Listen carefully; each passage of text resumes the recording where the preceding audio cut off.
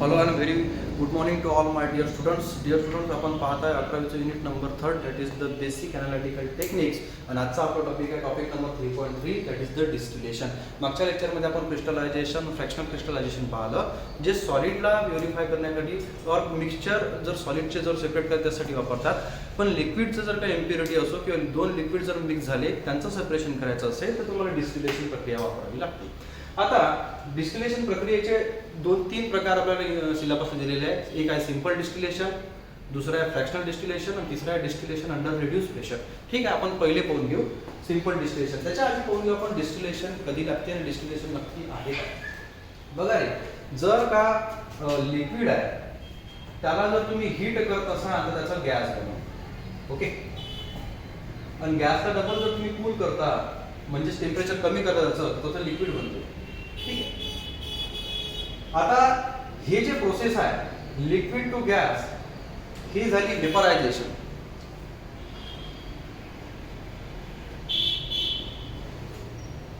आणि जर gas to liquid जर होत असेल कूल केल्यानंतर हे प्रोसेस आहे, याला म्हणतात कंडेन्सेशन. ही प्रक्रिया आहे, त्याचं नाव Wien liquid is converted into gas by addition of heat, the process is called as the vaporization. म्हणजे आपण ते वेपर तयार करतो लिक्विडचं, म्हणजे स्टेट चेंज करतो. आणि जर गॅस पासून जर लिक्विड करायचं आपण टेम्परेचर कमी करतो म्हणजे कूल डाऊन करतो, म्हणजे त्याला थंड करतो, ती जी प्रोसेस आहे त्याला कंडेन्सेशन म्हणतात. तर condensation process in which the gas is converted to liquid by lowering the temperature. मग आता हे तर बेसिक झालं. आता याचं काम पडेल. बघा रे, use in separation of liquids, दोन किंवा दोनपेक्षा जास्त लिक्विड जर असेल तर सेपरेशन करणं मुश्किल होऊन जाते. जर ते मिसिबल म्हणजे कम्प्लिटली एकमेकात डिझॉल्व्ह होणारे जर असेल तर त्यांना सेपरेट करणं मुश्किल होऊन जाते. तर ते सेपरेट कसं करायचं, जसं ॲसिडोन वॉटर झालं मिक्स जर झालं तर सेपरेट कसं करायचं, इथिल अल्कोहोल वॉटर जर मिक्स झालं तर कसं करायचं, तर हे बघू. हे सगळं बेस आहे तुमचे बॉइलिंग पॉईंट. ठीक आहे, बघा रे, volatile liquid from non volatile liquid. जर एक लिक्विड व्होलाटाईल आहे, व्होलाटाईल म्हणजे जसं पेट्रोल थोड्या वेळातच व्होलाटाईल म्हणजे तो हवेत उडून जातो, त्याचं इव्हॅपोरेशन होऊन जाते. जे लिक्विड लवकरात लवकर इव्हॅपोरेट होतात ते झालं व्होलाटाईल लिक्विड. जर व्होलाटाईल लिक्विड आणि नॉन व्होलाटाईल लिक्विड मिक्स जर झाले तर त्यांचं सेपरेशन सुद्धा डिस्टिलेशन थ्रू करू शकता तुम्ही.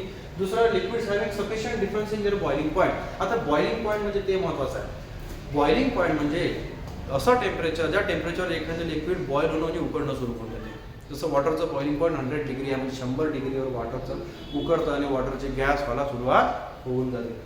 म्हणजे इंग्लिशमध्ये बोलत झालं तर temperature at which the vapour pressure of liquid is equal to the atmospheric pressure. Okay, म्हणजे समजा दोन लिक्विड आहे त्यांच्या बॉइलिंग पॉईंटमध्ये डिफरन्स आहे. सपोज एक्झाम्पल जर घेतो म्हटलं या गोष्टीचं, तर समजा H2O घ्या, त्याचं 100च्या जवळपास आहे. ठीक आहे, आणि ॲसिडोन घ्या ज्याचं बॉइलिंग पॉईंट हे 55 और 56 डिग्री सेल्सिअस आहे. या दोघांच्या बॉइलिंग पॉईंटमध्ये फार जास्त डिफरन्स आहे आणि त्यामुळे सिंपल डिस्टिलेशन टेक्निक थ्रू सुद्धा त्याला तुम्ही वेगळं सेपरेट करू शकता. बघा, volatile liquid from non volatile liquid हे जर मिक्स झाले असेल ते पण सेपरेशन करू शकता. दुसरं, लिक्विड हॅव्हिंग सफिशियंट डिफरंट म्हणजे considerable difference between their boiling point जर असेल, दोनमध्ये जर बॉइलिंग पॉईंटचा डिफरन्स जास्त असेल तर सेपरेट करता येते. हां, बॉइलिंग पॉईंट जर डिफरन्स जर का एकदम कमी जरी असाल तर मग दुसरी टेक्निक वापरावं लागते, त्याला आपण म्हणतो फ्रॅक्शनल डिस्टिलेशन. ते आपण नंतर पाहू. पहिले आपण सिंपल डिस्टिलेशन पाहून घेऊ. सिंपल टेक्निक आहे.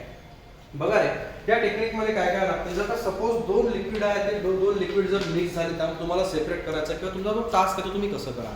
बघा, सगळ्यात पहिले तुमच्याकडे लॅबमध्ये असेंब्ली पाहिजे. हे की सिंपल डिस्टिलेशन प्रक्रिया नाही. तर याच्यामध्ये काय करावं लागेल तुम्हाला. सगळ्यात पहिले RB म्हणजे राऊंड बॉटम फ्लास्क लागेल. असा फ्लास्क असतो. त्यानंतर त्याला वायर गॉज लागेल, त्याच्यावर ठेवायचा आहे. बर्नर लागेल जे त्याला हीटअप करण्यासाठी लागेल.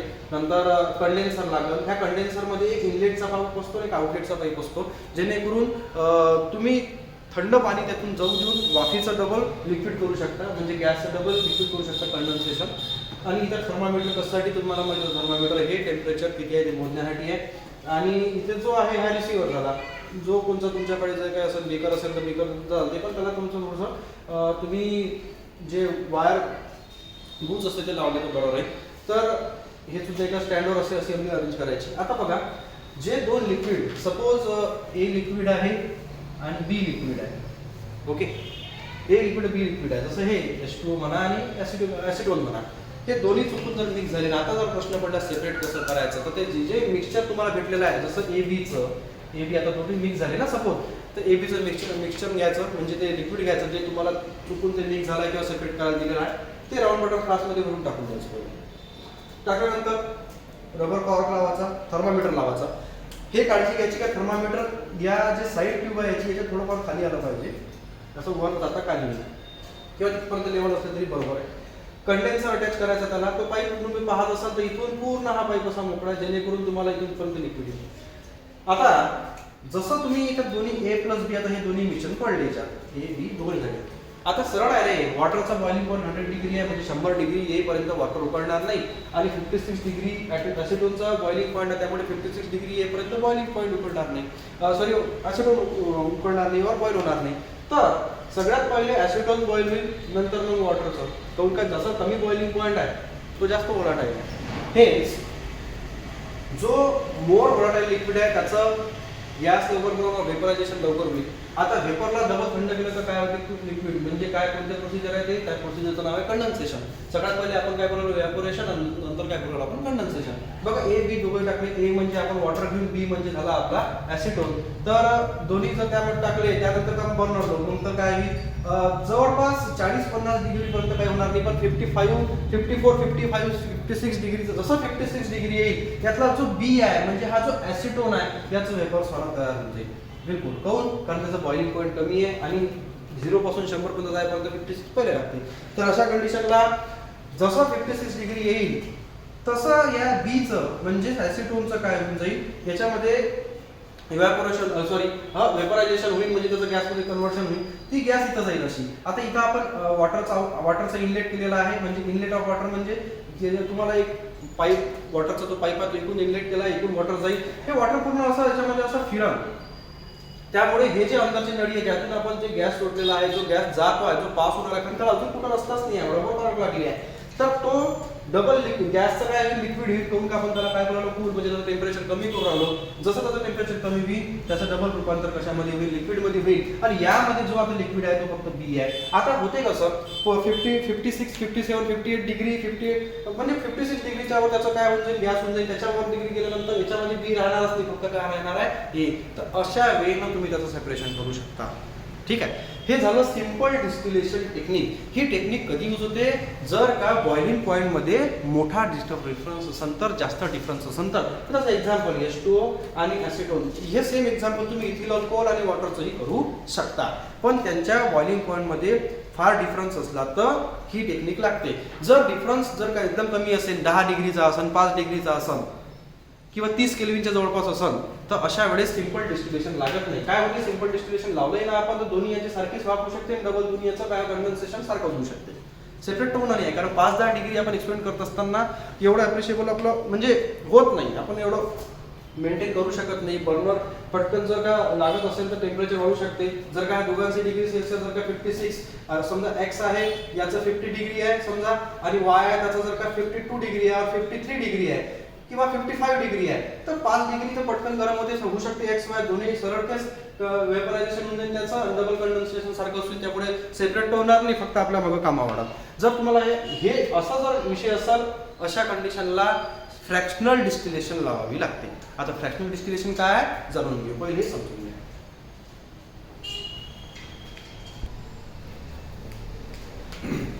जसं आता आपण पाहू सेकंड नंबरचं डिस्टिलेशन म्हणजे फ्रॅक्शनल डिस्टिलेशन.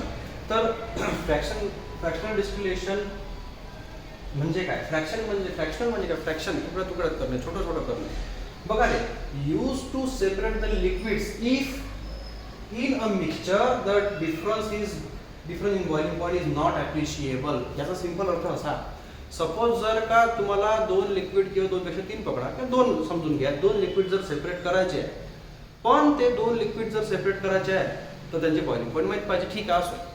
मग पण जर त्यांच्या बॉइलिंग पॉईंटमध्ये फार जास्त डिफरन्स नसेल, जसं मी मगाशी बोललो, तर कमी डिफरन्स असेल, जसं एक्झाम्पल आपण ॲसिटोन आणि मिथिल अल्कोहोल म्हणजेच मिथेनॉलचं घेतलं, जसं acetone having boiling point 329 kelvin आणि methanol has boiling point 353 kelvin.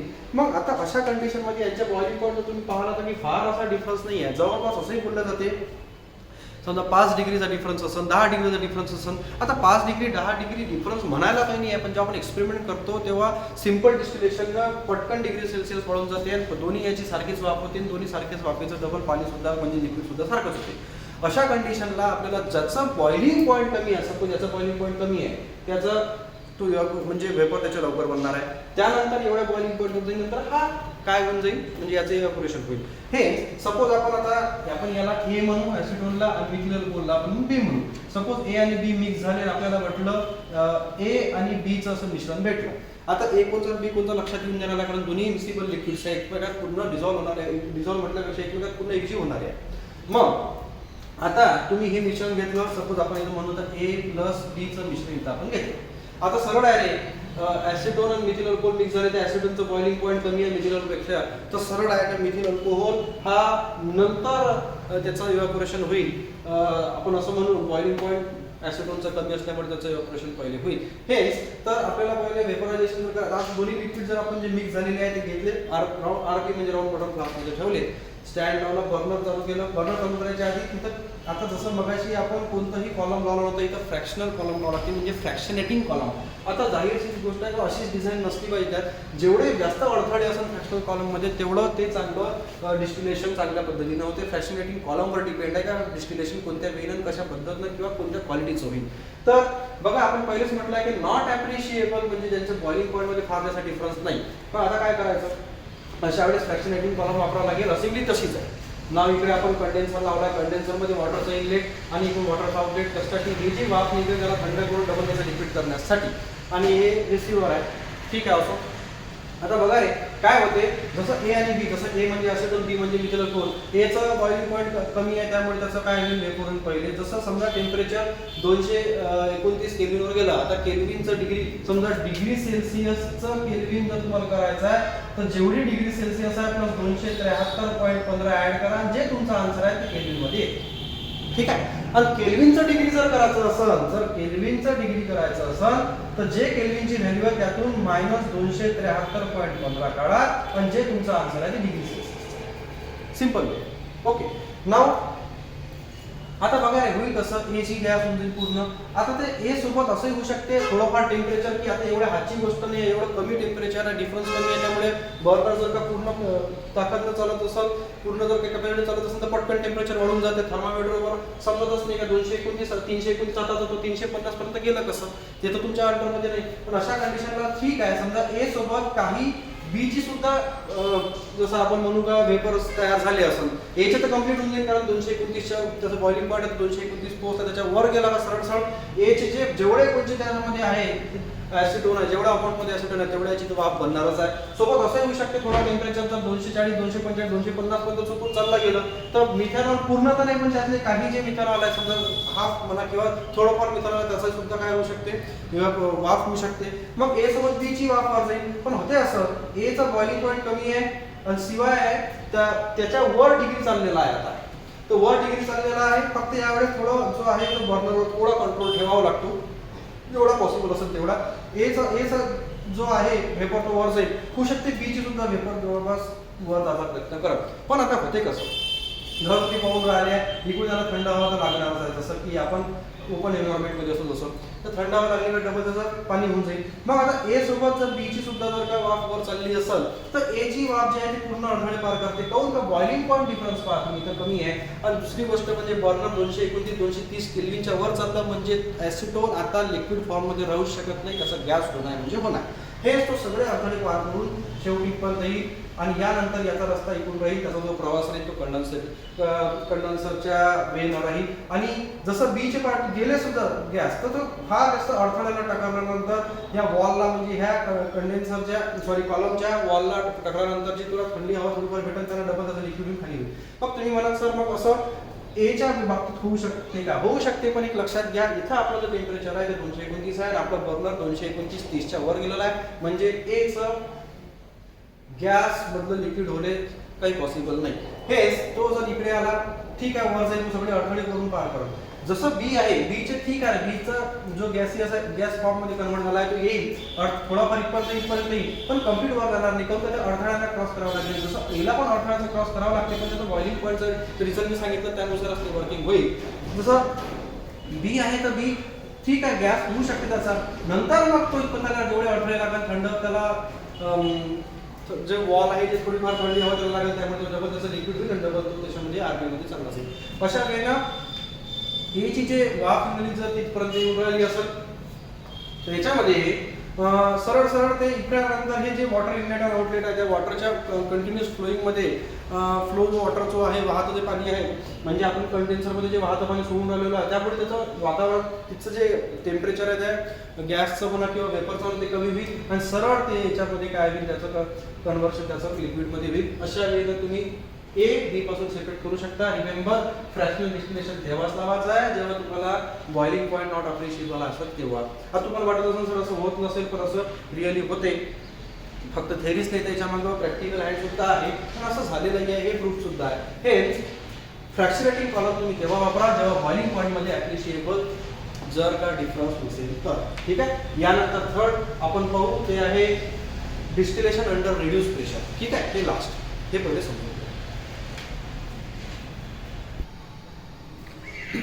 आता पाहूया आपण point 3.3.3 that is the distillation under reduce pressure. Reduce म्हणजे कमी करणे, प्रेशर कमी करायचं आहे. बघा सिंपल आहे, व्हॅक्यूम किंवा वॉटर पंप लावून तुम्ही त्याचं प्रेशर कमी करू शकता, बाकी टेक्निक तीच आहे. आता ही टेक्निक जास्त करून पेट्रोलियम इंडस्ट्रीजमध्ये ऑइलचं प्युरिफिकेशन करण्यासाठी वापरतात. बघा काय म्हणते, liquid having very high boiling point, असे लिक्विड ज्यांचं बॉइलिंग पॉईंट खूप हाय राहते, और जे लिक्विड टेम्परेचर दिल्यावर हीट केल्यानंतर डिकम्पोज होऊन जातात त्यांच्या प्युरिफिकेशनसाठी वापरतात. का बरं? त्यांचं डिकम्पोजिशन न व्हावं म्हणून.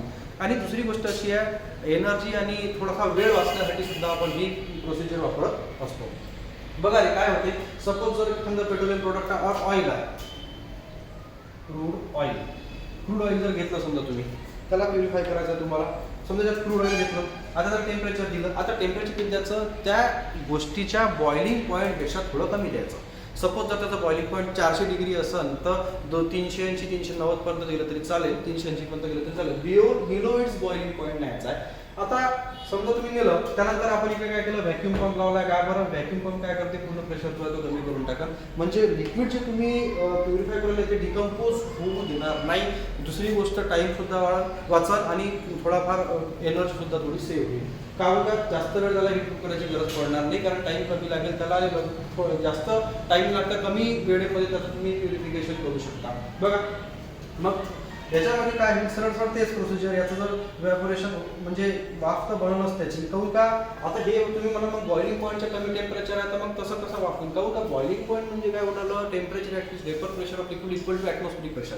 वेपर प्रेशर जर ॲटमॉस्फिरिक प्रेशर लेवल जर झालं आणि जर जे लिक्विड डिकम्पोज होतात हिटिंगनं, अशी जर का लिक्विड असेल तर ते डिकम्पोज होऊन जातात, ते तुमच्या हाती लागत नाही. अशा कंडिशनला त्यांच्या बॉइलिंग पॉईंटच्या टेम्परेचरच्या बिलो त्यांना हिट करावं लागते. आणि इकडे आपण व्हॅक्यूम पंप म्हणजे आपण प्रेशर रिड्यूस करून राहिलो, जे प्रेशर रिड्यूस करू त्यामुळे त्याचं वेपर फॉर्म होऊन जातो. आणि विशेष म्हणजे असं आहे, डिकम्पोज सुद्धा होत नाही. आणि मग नंतर जे ती वाफ जरी कोणती तर सेम आहे, जर आपण असं इनलेट ऑफ वॉटर केलं तर ते सगळीकडे केल्यानंतर त्याला थंड करेल आणि नंतर इकडे आउटलेट होईल आणि इकडे डिझायर्ड जे तुमचं लिक्विड आहे ते या फॉर्म मध्ये इथं जमा होईल. आता हे व्हॅक्यूम पंप सिम्पली तुम्ही पाहिला असेल, घरी सुद्धा व्हॅक्यूम पंप असते जो तुम्ही कचरा वगैरे साफ करण्याला वापरत असता, तर तसंच ते व्हॅक्यूम पंप पूर्ण काय ओढून राहिलं, जेणेकरून पटापट त्याचं लिक्विड होतं, गॅसचं डबल फास्टमध्ये लिक्विड होऊन राहिलं, तर टाईम तुमचा वाचून राहिला. विशेष म्हणजे जे लिक्विड डिकम्पोज होते हीट केल्यानंतर ते डिकम्पोज होत नाही, बाकी प्रोसिजर सारखीच आहे. ठीक आहे. तर अशा वेळेनं हे डिस्टिलेशन आज पाहिलं आपण, त्याचे 3 प्रकार पाहिले, सिंपल डिस्टिलेशन, फ्रॅक्शनल डिस्टिलेशन आणि डिस्टिलेशन अंडर रिड्यूस प्रेशर. अशा प्रकारे आजचं हे डिस्टिलेशन जे लेक्चर जे डिस्टिलेशन होतं संपलं. उद्या याच्यानंतरचा आपण जो टाईप आपण आता क्रोमॅटोग्राफी आहे, तर उद्या आपण क्रोमॅटोग्राफी शिकू. ठीक आहे. तिथपर्यंत धन्यवाद. आपला अभ्यास रेग्युलर चालू ठेवा. काही प्रश्न असेल तर नक्की मला विचारा, मला मेसेज केला तरी चालेल. धन्यवाद.